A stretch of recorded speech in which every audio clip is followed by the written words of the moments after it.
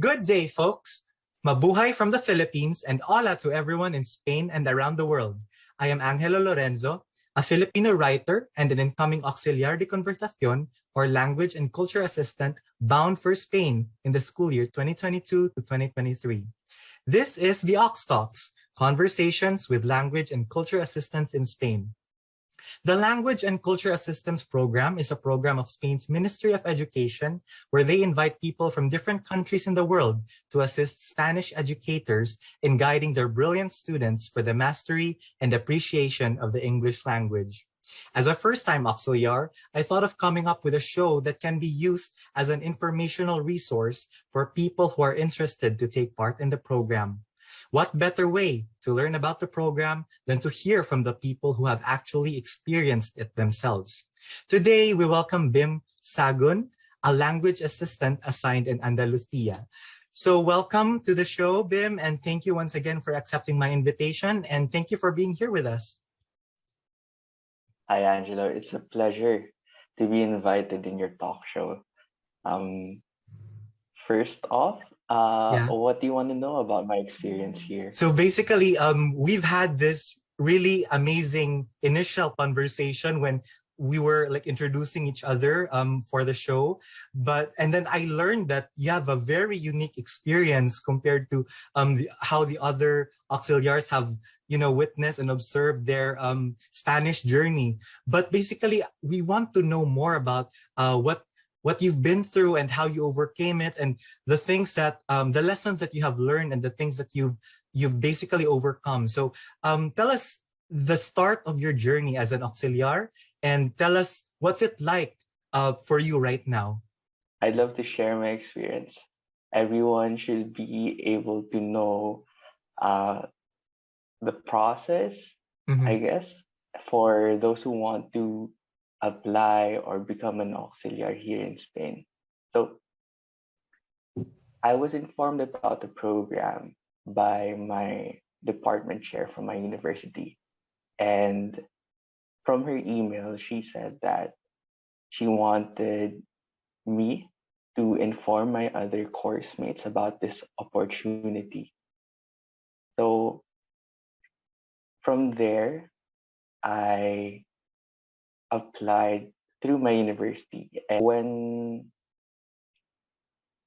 the department chair told us that our college was accepting applicants to the program in my university, and what we had to do was just, at that time, we just had to fill in our information in a spreadsheet. They asked for, yes, our names, our course, our year level, or if we've already graduated, since the program is technically open not just to alumni or alumni, but also to students who are in their last year or in their last term. Aside from that, they also asked if we have any knowledge of the Spanish language as well. So aside from that, they didn't really ask for anything else. So we were just informed that just fill out this spreadsheet, and we'll inform you if you're accepted. That was September 2020. And we didn't really, or at least I didn't really receive any update from my university, but I received an email from the education advisor of the Spanish Embassy in the Philippines in Manila. And she informed me that I should pick a date when I want to be interviewed. So basically, that's like an indication that you're accepted for the program. Congratulations, Bim. I didn't really expect that I would be chosen, because there were, I think, more than 100 of us from my university who were interested in the program. I even shared it to my friends, my classmates at that time. I was taking a course, an education course, as an elective. So I shared it to my classmates who were taking up an education degree because they might be interested in having their practicum in another country. But I'm not sure if any of them got accepted, but that's it. We filled out this spreadsheet, and then the next step was receiving an email from the education advisor. And at that time, our education advisor was Sandra.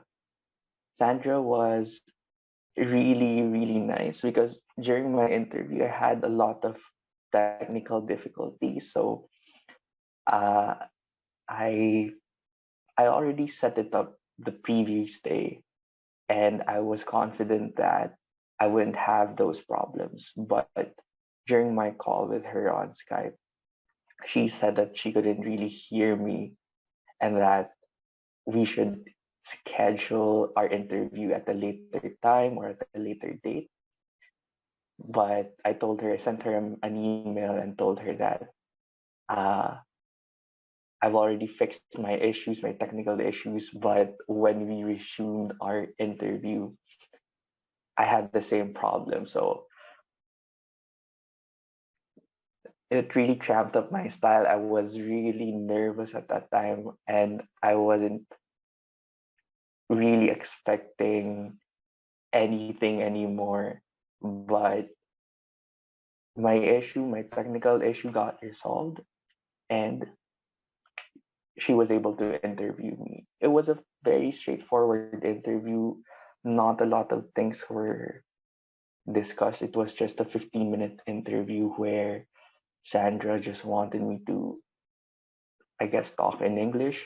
She asked me about my family, if they're supportive of my application to the program, if I had any experience teaching, if any at all, and if I know a bit of Spanish.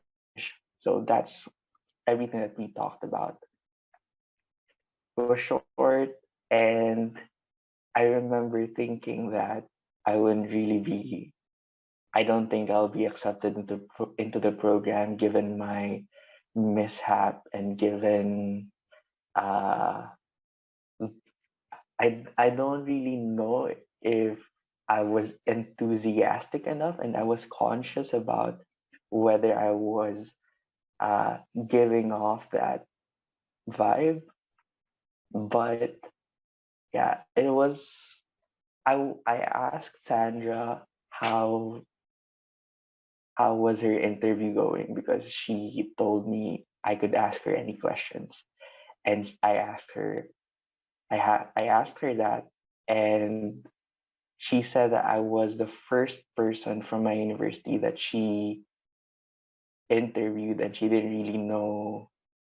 She didn't really have anything to share yet, but uh, I should be expecting an email the following month, January of 2021, to know whether I've been accepted or I've been given the pass to continue to the second phase or to the second part of the application. So there's that.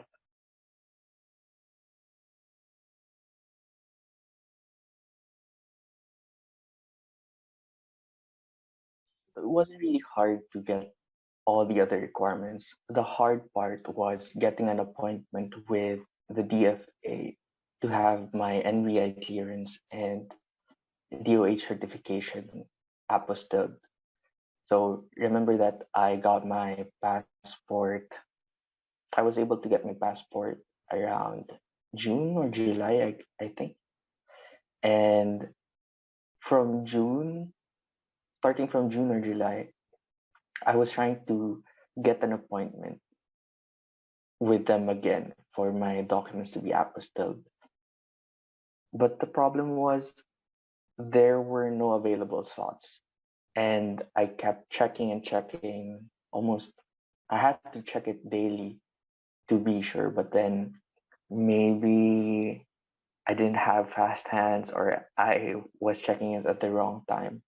But there were no of it, or maybe it was because of the pandemic as well, because that was last year, 2020, 2021. I mean, so I was starting to lose hope, to be honest, because uh, I didn't know if they would issue a visa for me if I didn't have my documents completed. And, but still, I pushed through. I set an appointment with the consulate and just wished or just hoped that by the time that my appointment with the consulate comes, I would have had my documents apostilled. But then that didn't really happen. Uh, I was super, super stressed. Uh, so I emailed again. I emailed the embassy, the Spanish advisor. I I thought it was still Sandra, but then apparently uh, there was a new education advisor. It was Beatrice. And then I just said in my email that I apologize for wasting the effort or wasting the time, your time, and also the school's time, because I already have my carta, I already have my place. I've already even started uh, correspondence with my bilingual coordinator, and because so I apologize because I'm not sure I'll be able to arrive in Spain by the start of the program on October 1st. I shared that I've had difficulties getting my documents apostilled, so I was very pessimistic about it.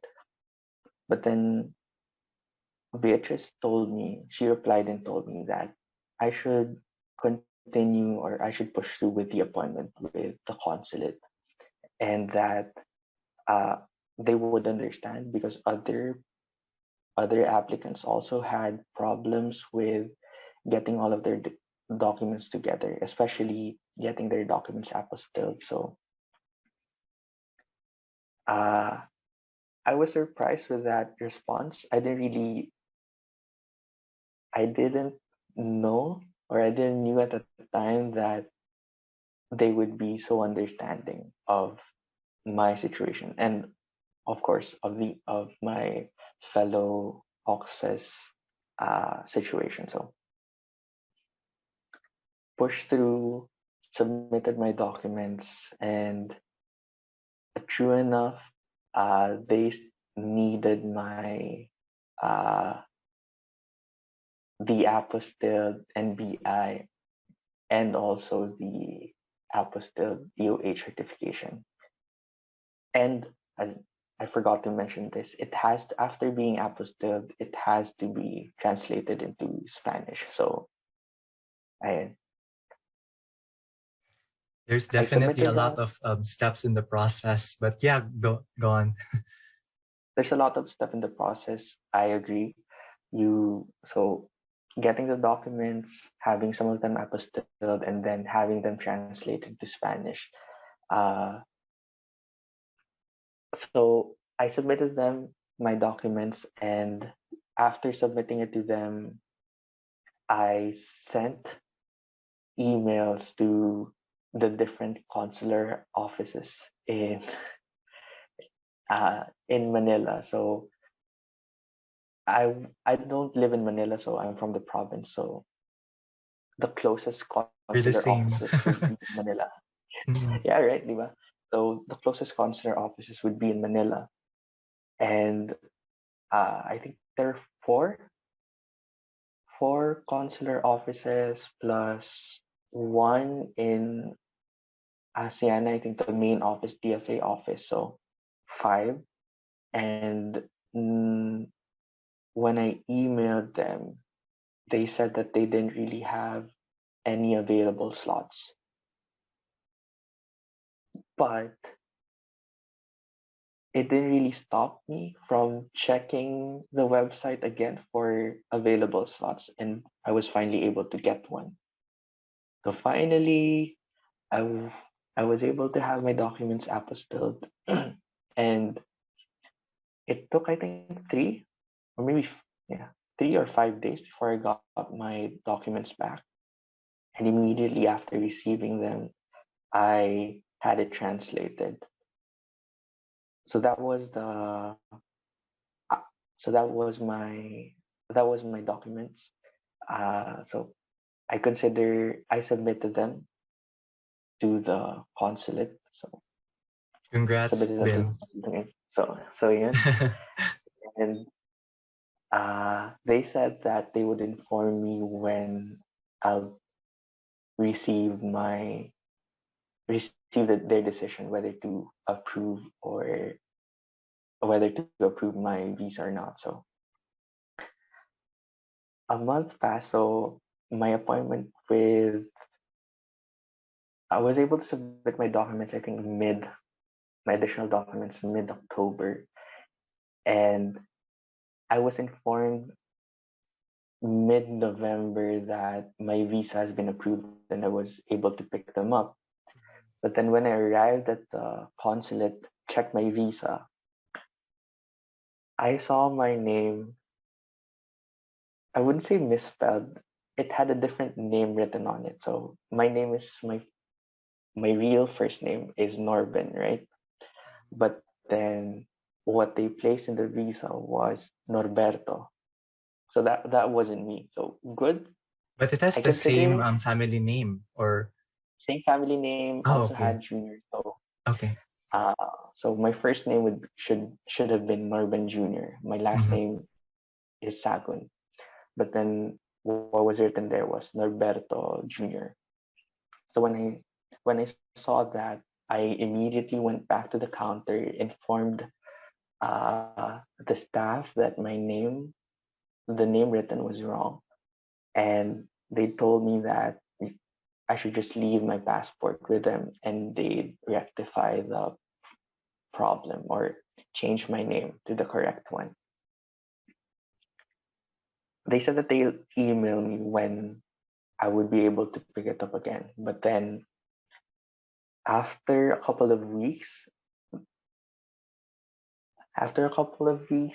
there weren't any updates. So I sent an email a month after. So that was December. So So basically, Bim, at that time, the program has already started because yeah, the start as far as I know, like even in our batch, the beginning of the program starts in October, and that was already in December when you sent an inquiry. yeah. Mhm. So Okay. uh, going back to the timeline, so Mhm. I had my appointment, my first appointment with the consulate. I think during the last week of September, because during the last week of September, I emailed Beatrice about my issue that I might not be able to push through with the program with my missing documents. She told me to still submit my documents.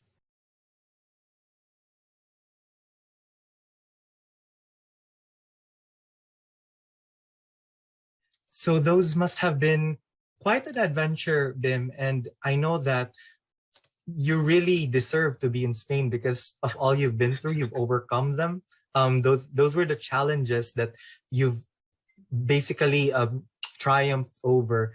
And then from the passport to the messages, to the despite the delays, despite the the the mishaps and the unexpected circumstances that you've experienced, you're still pushing through and you're still there. And basically, you've got there. I mean, like you're in Spain now, so it's something that you can be proud of, and something that you can uh, tell uh, future auxiliaries about the ways and means on how we can, adjust to a new life in a new place.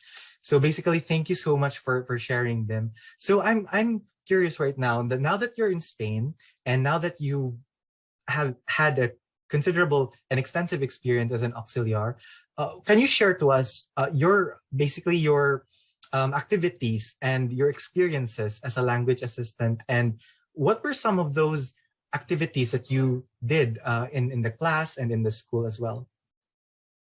So as an auxiliar, you're really just that, like an auxiliar, like an assistant to the teacher. And ideally, you're there to augment what they've already prepared for their classes. But each school has their own way of utilizing their auxiliares. So in my school, I was assigned to the following classes. So, of course, English classes, English, technology. It's sort of like TLE in the Philippines. So, technology, science. So, for science, I think I had physics and chemistry. So, for science, física y química. Also had social sciences. So, that's geology and history for that. And what else? I think I have had those four. So, last thing was applied sciences. So those five subjects.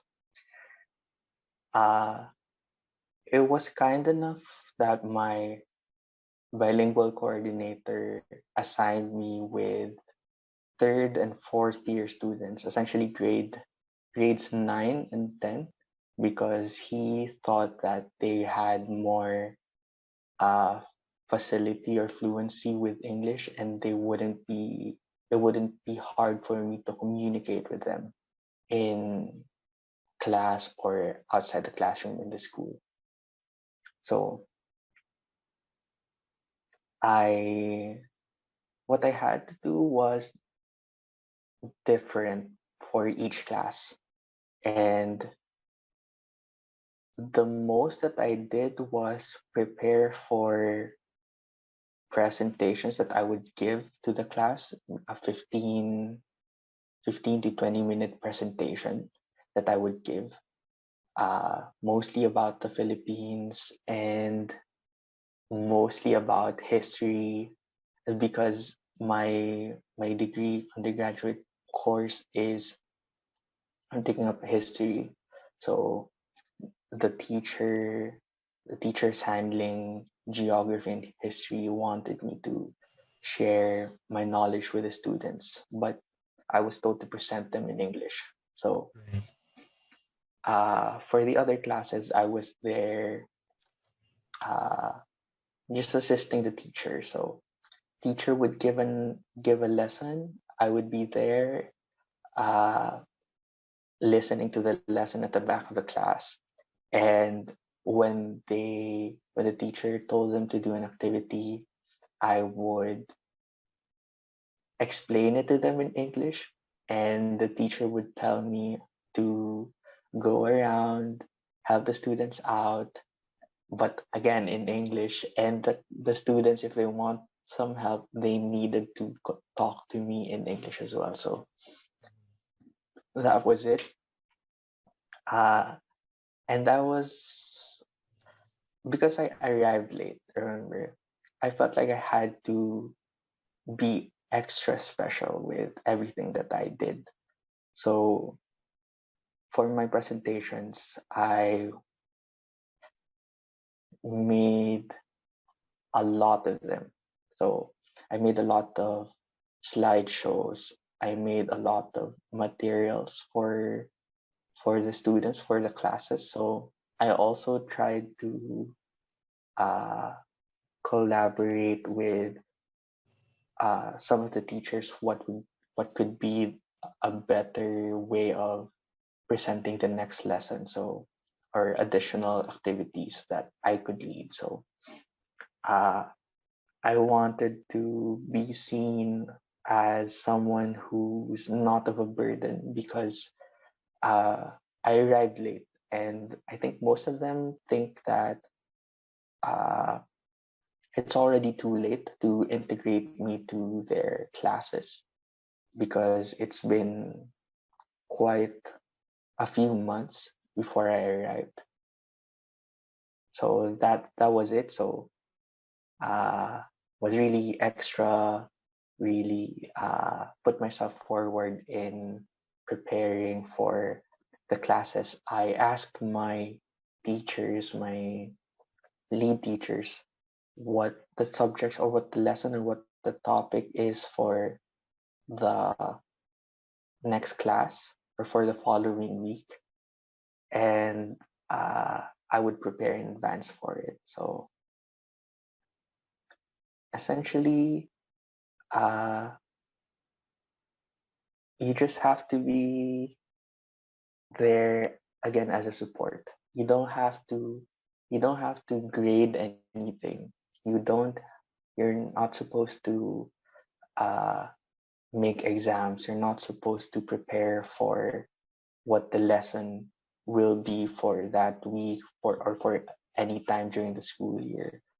You're there to uh, assist assist the teacher, augment the lesson, but always in English because you're an English assistant, conversation assistant. So Right. we should Basically, we're we there to should support always them. Mhm. yeah we should always remember that our role there is as an assistant, and we should not step Mhm. over the Right. line. Yeah. Yeah. It's for like it's for them to decide what tasks they will give us, and then we will just follow them. And then basically, if we have like ideas to pitch, maybe we can find a way to collaborate with them so that teaching English to the kids would be much easier as well. So that's an amazing But experience, Bim. So now that you're in Andalusia, tell us where are the places you've been to, and basically your overall experience living there, aside from being a language assistant, of course, like being a Filipino in Spain. so it's a bit hard for me to. I didn't really have time to go around. So I arrived here February, and I had to uh, focus on my role as an auxiliar in my school. So that's from February to May, and I had to quote unquote work. Oh no, I had to quote unquote work more than I should have done during the first few months since uh, I wanted to have a good review essentially because I knew that I wanted to renew for the following year, and March was the deadline for submitting uh, the review from my school. So I only had 1 month to show them that I was serious about my role in the school. So took a bit of convincing for the school director to uh, sign the review. But in the end, it was, I would say, a glowing recommendation for renewal. So I was able to renew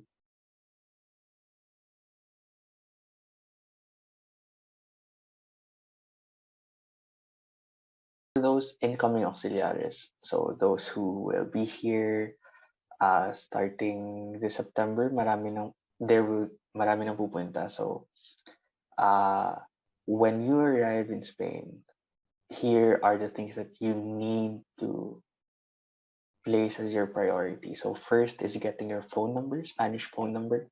It's as easy as going to maybe a mall. There's a specific section in the mall where they sell electronics, and you can also get your SIM card there. And you just pay for the load that will be in the SIM card. So get your phone number, next would be is to open your bank account here in Spain. So there are banks that are easy to deal with, where you own. For example, I opened a bank account with Unicaja and with BBVA.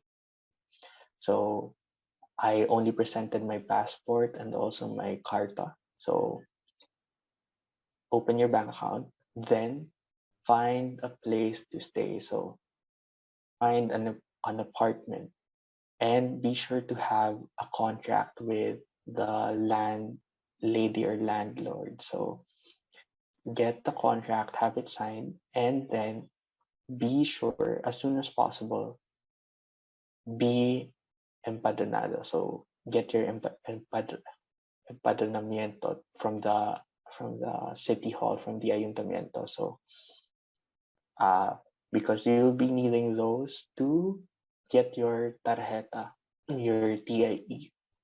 So those are the things that you need to do as soon as you arrive, because if you don't do that, you will have a hard time navigating your way in the Spanish bureaucracy. So uh, again, phone number, bank account, contract of your rent, empadronamiento, and then apply for your TIE.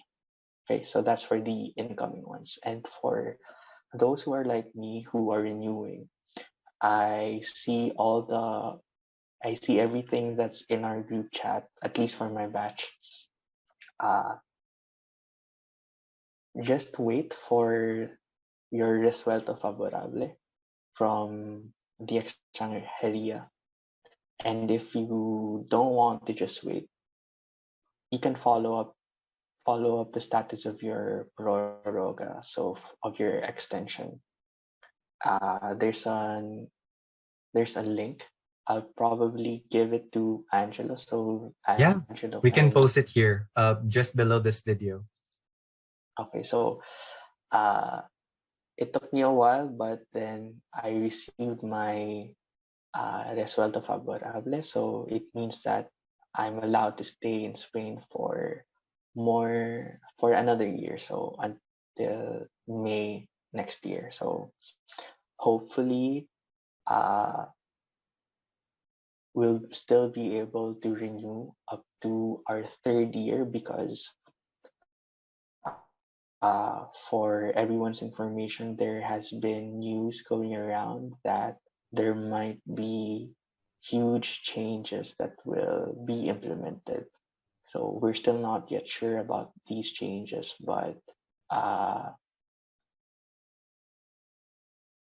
you'll probably know when you arrive here. So that's it. That's amazing, Bim. And once again, Bim, thank you so much for sharing your advice, your tips, and your experience to all of us. I'm sure our viewers and listeners will definitely find value in the things that you've shared. So thank you so much. And yeah, that's it, folks. Thank you so much for listening to our conversation. And if you find it helpful and if you have any comments or inquiries, don't forget to post them below in this video. So thank you so much, Bim, and have a great day, folks. Hasta pronto, España. Bye.